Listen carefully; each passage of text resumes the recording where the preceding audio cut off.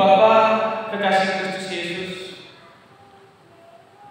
pastinya dalam kita menjalani keseharian dalam hidup kita, nggak semua orang yang kita jumpai dalam hidup kita ini akan kita ingat.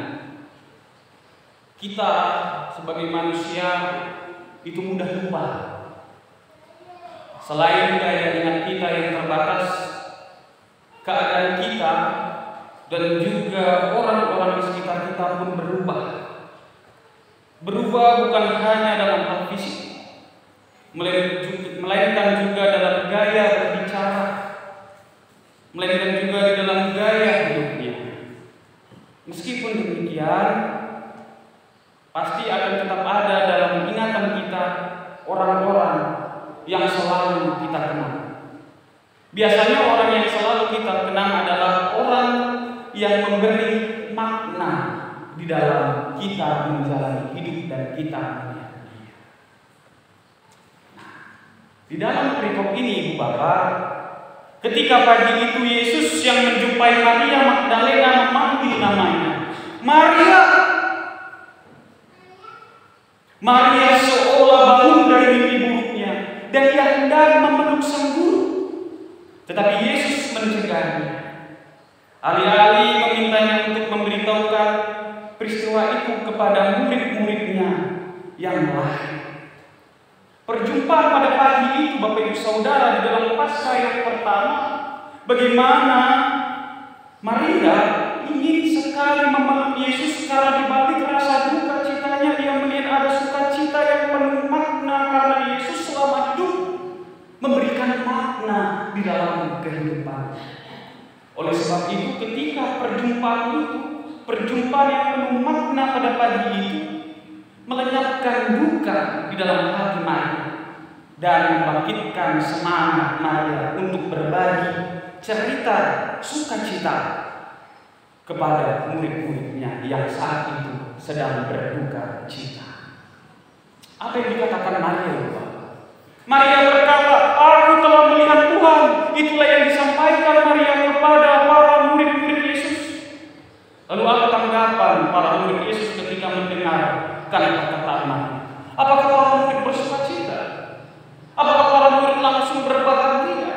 Apakah para murid berdenging menyambut Yesus itu masih hidup dan hidup kembali? Ternyata tidak, Bapak Saudara. Murid-murid Yesus lebih suka untuk memeluk duka, enggan untuk move on, enggan untuk bangkit dari kedukaannya karena ditinggal oleh sang guru, seolah mereka kehilangan pengharapan dalam hidupnya. Sehingga ketika Maria menyampaikan pesan, "Aku telah melihat Tuhan," murid-murid Yesus yang ke-11 itu tidak memberikan respon apa-apa. Jadi apa yang dirasakan oleh Maria ketika ia menyampaikan pesan itu? Ibu bapak, saudara-saudari jemaat dikasih Kristus Yesus, andai kata ada sebuah berita sukacita yang kita dengar, lalu kita ingin sampaikan kepada orang terdekat kita atau kepada orang yang kita kenal, kita sampaikan berita sukacita ini. Contoh, misalkanlah aku mendapatkan kebahagiaan dalam hidupku. Kita sampaikanlah kepada orang yang kita kenal. Lalu respon yang diberikan oleh orang yang kita kenal ini biasa saja, tidak menyambut dengan wah, apa yang kita rasakan? Tentu sedih, kecewa. Ya, itu adalah hal yang manusiawi. Begitu juga yang dirasakan oleh Maria ketika ia menyampaikan pesan, "Aku telah melihat Tuhan," dan para murid tidak memberikan respon yang sukacita. Tentu saja Maria pada saat itu merasakan kecewa di dalam hatinya ketika para murid tidak mendengarkan apa yang disampaikan oleh Maria yang berkata, "Aku telah melihat Tuhan." Ibu bapak, selanjutnya ketika jam hampir 2 jam berlalu di dalam pertemuan itu, petang hari itu Yesus menampakkan diri kepada murid-muridnya. Setelah berjumpa dengan murid, ketika Yesus berjumpa dengan Maria 2 jam setelah itu, Yesus menampakkan diri kepada murid-muridnya yang sedang bersembunyi di dalam ruangan dengan pintu-pintu yang terkunci. Ya, mereka bersembunyi di dalam ruangan dengan pintu-pintu yang terkunci. Kenapa? Karena pada saat itu murid-murid Yesus sedang merasakan trauma. Mereka sedang merasakan ketakutan yang menyelimuti hati mereka. Mereka membayangkan bahwasannya serdadu-serdadu Romawi itu akan datang dan mencari mereka satu persatu para pengikut Yesus dan mengeksekusinya.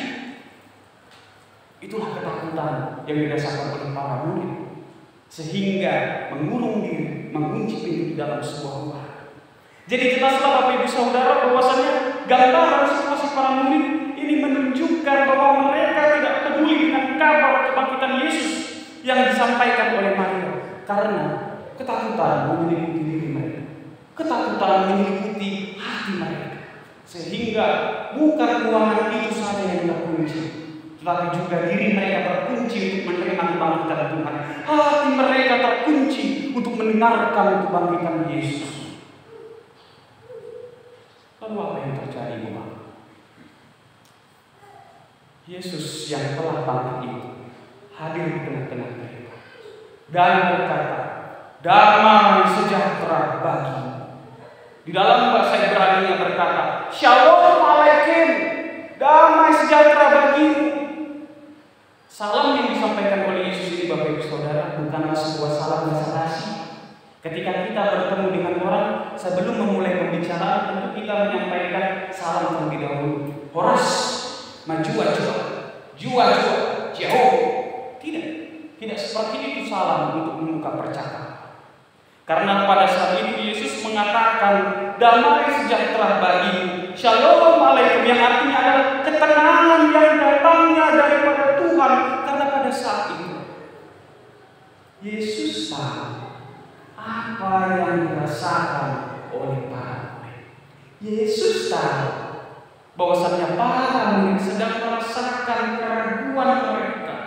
Yesus juga tahu bahwasanya murid-murid itu ketakutan sehingga mengunci diri di dalam pintu. Tetapi Yesus datang ke sana. Yesus hadir di sana, mengatakan damai sejahtera, ingin mengatakan ketenangan yang daripada Allah kuberikan kepadamu. Lalu apa yang dilakukan Yesus itu, Pak? Ya. Yesus menunjukkan luka-lukanya, luka yang ada di tangannya, di lehernya, di badannya. Itu semua ditunjukkan oleh Yesus. Bahkan Yesus juga menunjukkan lubang di tangannya, menunjukkan lubang di lambungnya. Supaya apa? Supaya murid-murid dapat mengenalinya. Supaya murid-murid tidak bersangka bahwasanya aku telah melihat setan, aku telah melihat hantu. Tidak. Tetapi Yesus menunjukkan, inilah jati diriku, inilah diriku sesungguhnya. Akulah gurumu dan kaulah muridku. Sehingga Yesus yang bangkit itu menunjukkan itulah dirinya, bukan sosok yang lain, dan memberikan ketenangan kepada murid yang merasa itu sedang merasakan ketakutan di dalam kehidupan, ketakutan di dalam hati. Nah, Ibu Bapak jemaat kekasih Kristus Yesus, Yesus yang bangkit itu pasti telah mengalahkan maut. Yesus telah mengalahkan maut. Tuhan Yesus yang disalibkan telah mematikan maut. Maut tidak berkuasa atasnya. Siapa manusia yang pernah hidup di muka bumi ini? Tidak ada yang takut kepada kuasa maut. Tetapi Yesus mengalahkannya. Situasi yang dihadapi oleh para murid, Bapak Ibu Saudara, meski Yesus hadir di tengah-tengah para murid yang ketakutan itu, Yesus bukan untuk memamerkan kekuasaannya.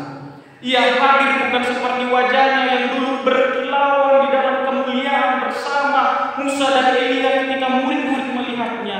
Yesus tidak datang dengan ribuan tentara malaikat. Tidak, Tuhan. Tetapi Yesus datang menunjukkan luka-lukanya, seolah-olah ia mengatakan, "Ini aku, lihatlah luka-lukaku ini, aku yang kemarin yang dibantai oleh mereka, ini aku, bukan yang lain." Ibu Bapak kekasih Kristus Yesus, ketika saya membayangkan Ketika saya membayangkan Yesus hadir di tengah-tengah saya dan Yesus menunjukkan, "Hei pendeta Marius, inilah luka-lukaku, ya, ini lukaku. Lihatlah aku, lihatlah tanganku ini, oh, lihatlah lambungku ini, lihatlah diriku ini yang telah kuberikan untukmu pendeta Marius." Apa yang aku rasakan? Tentu aku merasakan sedih, aku merasakan duka karena Tuhanku harus mati demi menggantikan dosa-dosa dan kesalahan. Dan juga bagi Yesus. Coba bayangkan, ketika Yesus hadir pada saat kita gambarkan situasi kita seperti mana murid-murid Yesus yang bersembunyi, yang terkunci. Lalu Yesus datang kepada Bapak, Ibu, saudara-saudara satu-satu, ditunjukkannya luka-lukanya, ditunjukkannya tangan yang terbang, ditunjukkan lambungnya yang ditusukkan oleh Tuhan. Apa yang kita rasakan? Tentu kita merasakan sedih karena dosa-dosa kita harus ditanggung oleh Yesus yang tidak bersalah. Yesus datang kepada kita, Yesus datang kepada murid-muridnya untuk memberikan dirinya. Ia menatap wajah murid-muridnya, dia menatap wajah kita, bukan untuk menghakimi dan bukan untuk mencela kelemahan dan ketidakpercayaan para murid dan kita. Bukan itu.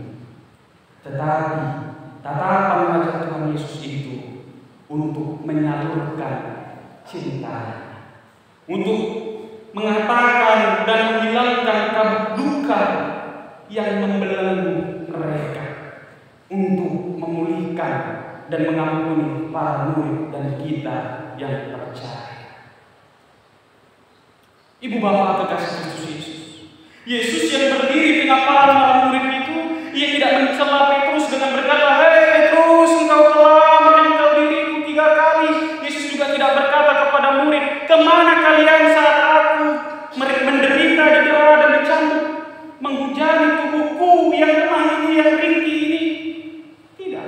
Yesus datang tidak mencari kesalahan para murid. Yesus tidak menuduh para murid tidak setia kepadanya. Tetapi bahwa kehadiran Yesus pada saat itu, ia menegaskan bahwasannya kalian itu adalah orang-orang yang aku cinta, dan aku di situ, Yesus di situ untuk menunjukkan cinta itu kepada mereka.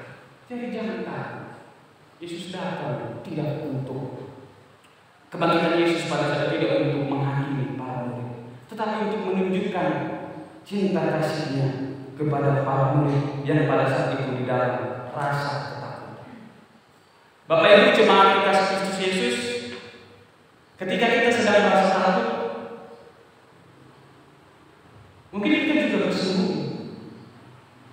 Ya, mungkin kita juga bersembunyi ketika kita merasa takut. Mungkin kita bersembunyi di pintu-pintu hati kita yang terkunci dan tidak mampu untuk membuka diri bagi orang lain. Mungkin pada saat ini kita mengunci hati kita untuk menjaga harga diri kita, untuk tidak mengampuni orang lain. Mungkin pada saat ini dalam hati kita mengunci diri kita dengan tidak mau memaafkan orang lain. Mungkin pada saat ini kita mengunci hati dan pikiran kita untuk menjatuhkan orang yang kita benci dengan mengatakan dia tidak kepadanya. Mungkin saat ini kita sedang terbelenggu di dalam dosa yang kita kunci dan kita tidak mau bertobat akan hal ini. Sama seperti para murid yang merasakan ketakutan, yang merasakan kehilangan semangat. Tetapi Bapak, hari ini kita mengingatkan melalui pesan firman Tuhan kepada kami.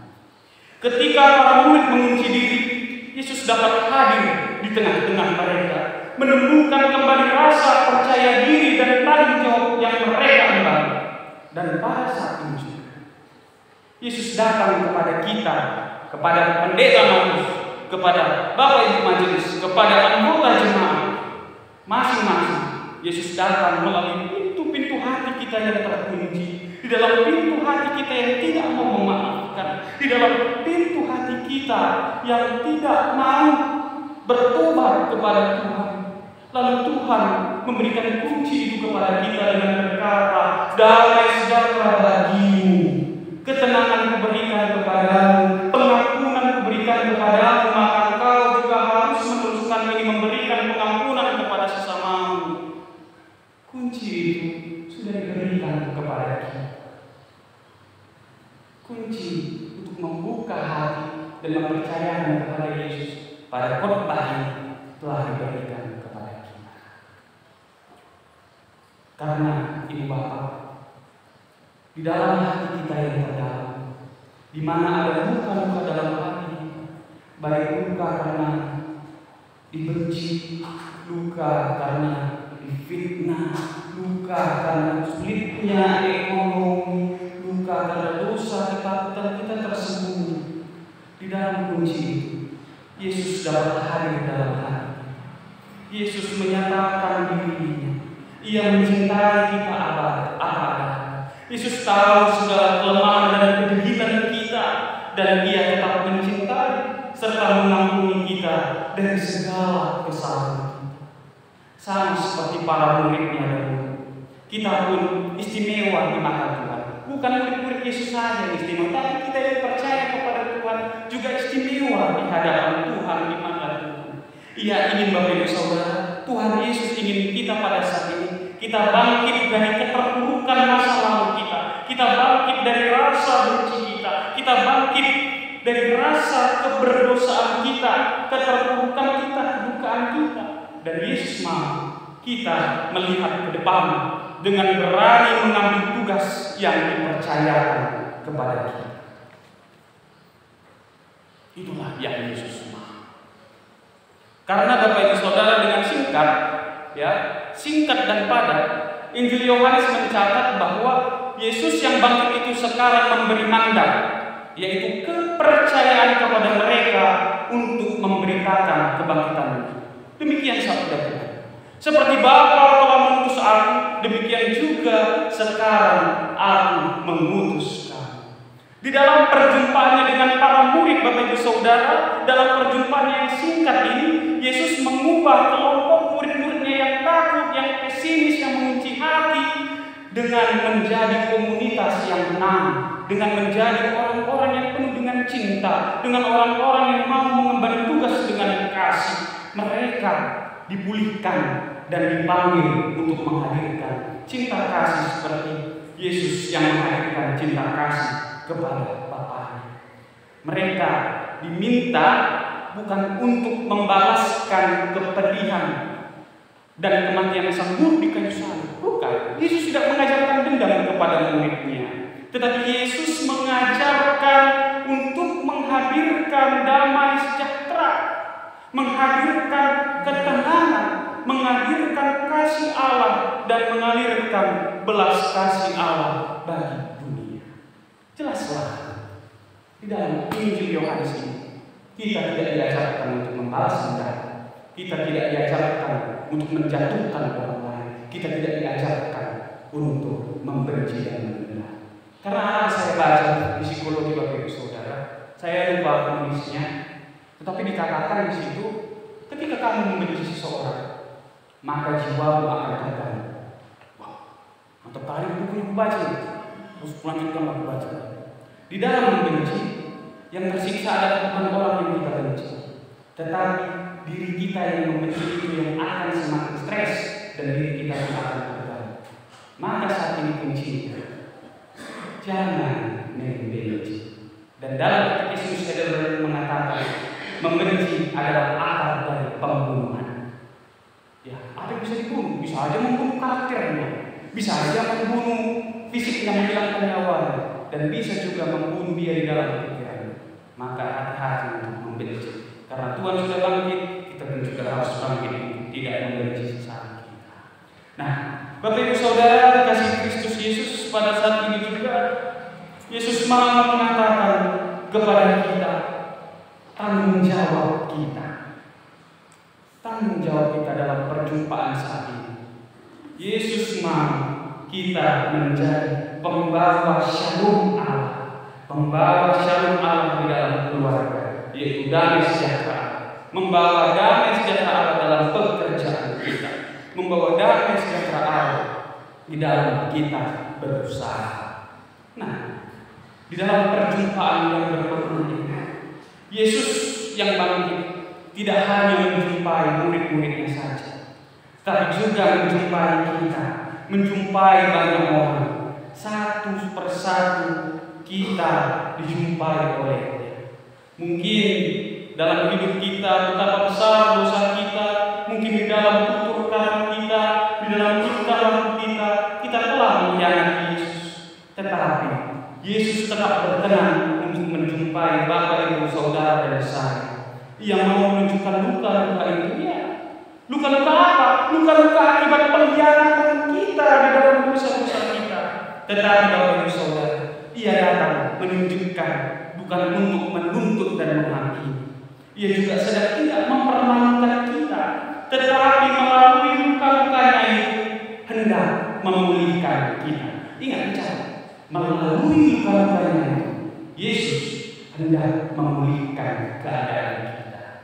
Mungkin keadaan batin kita yang terluka, keadaan pekerjaan kita, keadaan ekonomi kita. Luka-luka Yesus mau memulihkan kita. Maka setiap orang yang punya luka gak boleh kita sembunyikan, gak boleh kita simpan, tetapi kita sampaikan kepada Tuhan Yesus. Dan Tuhan Yesus mau memulihkan setiap luka-luka kita. Dan Yesus pun datang dengan berkata kepada kita pribadi atas kita, damai sejahtera, ketenangan daripada Allah akan diberikan kepada aku dan kepada kita semua yang percaya kepada. Perjumpaan kepada Yesus itu sangat bermakna. Bagaimana pendeta caranya kita berjumpa kepada Tuhan Yesus? Hari ini kita berjumpa dengan Yesus, berjumpa dengan firman melalui pendeta, berjumpa dengan firman-Nya melalui nyanyian yang kita sampaikan, dan kita juga boleh berjumpa dengan Yesus di dalam hati kita.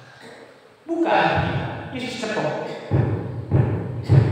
maka bukalah dan siap untuk diperbarui di dalam hidup kita. Amin. Kiranya firman Tuhan ini menguatkan kita di dalam minggu Paskah kedua ini. Kita masuki saat kedua.